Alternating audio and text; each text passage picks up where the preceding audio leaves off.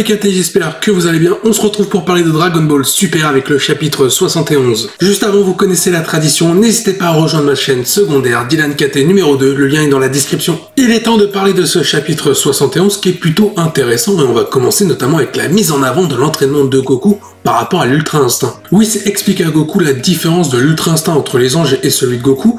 Tout simplement, Whis lui explique que Goku, pour utiliser l'Ultra Instinct, ses aptitudes, il doit se transformer, alors que Whis et les anges n'ont pas besoin de se transformer pour utiliser l'Ultra Instinct, ils l'ont constamment. Goku a ensuite percuté les mots de Whis, il a compris qu'en gros il devait utiliser l'Ultra Instinct, d'abord acquérir les aptitudes, mais que en forme de base, avant d'utiliser la forme ultime, c'est-à-dire la transformation. Whis fait comprendre à Goku que s'il utilise l'Ultra Instinct constamment sous sa forme de base, il perdra moins d'énergie et il n'y aura pas forcément de limite de temps. Whis dit quelque chose aussi qui m'a fait tiquer, c'est qu'à un moment donné, il dit que pour maîtriser les aptitudes de l'Ultra Instinct, surtout en forme de base pour Goku, il devra avoir un cœur totalement pur. Pendant ce temps, au même lieu que se trouvent Goku et Whis, on a évidemment Vegeta et Beerus. Donc Beerus est en train d'entraîner Vegeta à la fameuse technique des dieux de la destruction, et on a un Whis qui va expliquer ensuite à Goku et Vegeta qu'ils ne sont peut-être pas les plus puissants de cet univers et qu'il y a un potentiel ennemi. Cependant, Whis va émettre des réserves par rapport à ses propos, il ne sait pas si cet adversaire est un véritable ennemi. Il explique d'ailleurs à Goku et Vegeta qu'ils doivent s'entraîner sans relâche pour que leur E de demain soit beaucoup plus fort que E de la veille. Par la suite, quelques jours vont passer durant ce chapitre et on va retrouver un Goku qui a fait d'énormes progrès par rapport à l'Ultra Instinct sous forme de base et un Vegeta qui a l'air de maîtriser au mieux la technique des dieux de la destruction. Mais pendant ce temps-là, à l'autre bout de l'univers, on a les haters en train de préparer leur plan pour que Granola et les Saiyans s'affrontent. On a Elec, le chef des haters, qui envoie Oi et Maki chez Zuno pour avoir toutes les informations sur l'univers avant d'aller sur la planète Terre. Le plan des haters, il est très simple, c'est tout simplement de trouver les Dragon Ball pour formuler un certain vœu afin que ceux-ci deviennent tout simplement les maîtres de cet univers. Cependant, leur plan ne s'arrête pas là, leur but c'est de trouver Goku et Vegeta afin que ceux-ci parviennent à se débarrasser de Granola. Et pour cela, ils vont faire croire qu'en réalité Granola est un ennemi qui s'en est pris à eux et leur planète. Ils ont besoin de l'aide de Goku et Vegeta pour s'en débarrasser. Maki contacte par la suite Granola en lui disant ça y est, on a trouvé la localisation de Freezer, ce qui est faux bien évidemment, mais malheureusement ils ont merdé dans le repérage et Freezer est au courant du plan que va faire Granola à son égard. On a une Maki toujours dans la manipulation et le mensonge qui fait croire à Granola que Goku et Vegeta ont été envoyés par Freezer pour le tuer. Pour ne pas faire les choses à moitié, Maki a rajouté que Goku et Vegeta sont tout simplement des Saiyans. Forcément, Granola était pris de colère. On va donc retrouver un Granola rempli de haine. Forcément, il y a les Saiyans 50 ans plus tôt qui sont venus sur sa planète pour les ravager. Et là, il y a deux autres Saiyans qui arrivent sur la planète céréale.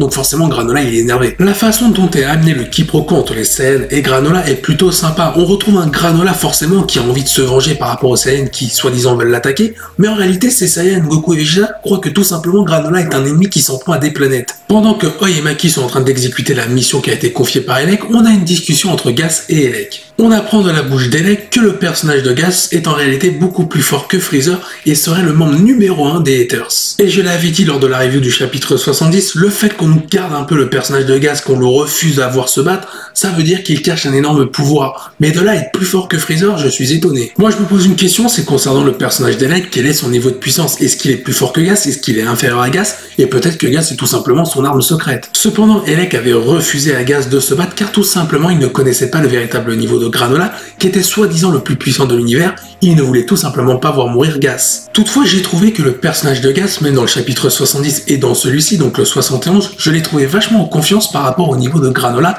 on le sentait qu'il pouvait le battre. Revenons du coup à Granola qui va pas tarder à affronter Goku et Vegeta, donc je pense qu'on aura un début d'affrontement dans le chapitre 72, mais est-il réellement capable de battre Goku et Vegeta en duo? Car à la différence d'un Granola qui a fait son vœu pour être le plus puissant de l'univers, on a d'un côté un Goku et Vegeta qui n'ont pas cessé de s'entraîner, alors que Granola lui était en train d'attendre patiemment qu'on lui donne la localisation de Freezer, et donc il ne s'est pas entraîné. Donc il ne serait pas impossible que peut-être en solo, Granola puisse battre Goku ou Vegeta, mais en duo, ça me paraît très peu probable qu'ils parviennent à les vaincre. Il est temps pour moi de donner mon avis concernant ce chapitre 71 de Dragon Ball Super. Déjà, j'ai aimé le passage au moment où Whis explique que Goku considère l'Ultra Instinct comme une transformation et non comme un état, alors qu'il devrait faire l'inverse. On a d'ailleurs retrouvé un Vegeta plus que sérieux, notamment dans son entraînement, et même lors de son interrogation par rapport à Maki et Oi, il leur dit « Mais attendez, si votre planète s'est fait ravager, Comment ça se fait que vous avez un vaisseau de luxe? Concernant la naïveté de Goku, bah ça tombe bien, durant le début du chapitre, par rapport à l'entraînement avec Whis, on le voit vraiment sérieux, il comprend tous les propos de Whis, on retrouve vraiment le génie du combat qui était Goku. Par contre, à la fin du chapitre, plus con que Goku, y a pas. Le scénario de cet arc est plutôt bien amené, je veux dire même dans ce chapitre,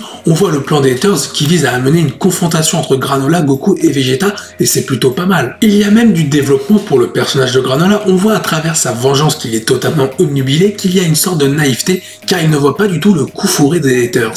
Si je devais donner une note à ce chapitre, pour moi il est très plaisant, je le regarderai quelques fois parce qu'il est sympa, je mettrai la note de 7 sur 10. Donne ton avis en commentaire et ta note par rapport à ce chapitre. Sur ce, je vous dis à la prochaine. Portez-vous bien, salut KT.